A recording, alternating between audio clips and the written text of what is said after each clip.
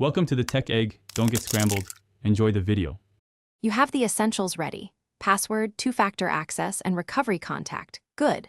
First, sign into the mail account and open account or profile settings. This is where username fields live. Once there, locate the display name and username/edit handles section, then click Edit.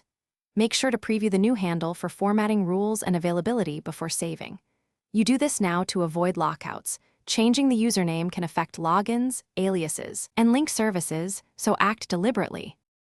Now you change the actual username. Enter the new name exactly as required, minding dots, underscores, and case rules, because providers treat these differently.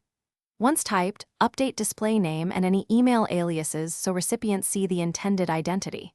Then update linked services, calendar, contacts, third-party apps, so tokens and API keys remain tied correctly.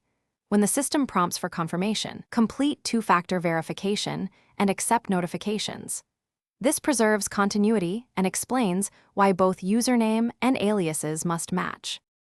Finish by saving changes, then sign out and sign back in to confirm that authentication works with the new username. Next, update email signatures, forwarding rules, inbox filters, and any SMTP/IMAP settings in mail clients. Notify key contacts about the change to avoid confusion. If something goes wrong, such as login failure or missing mail, use recovery options immediately, re-enable any previous alias, and contact provider support if needed.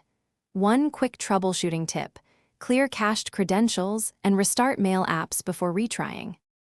Thanks for watching. Consider subscribing if I helped unscramble your problems.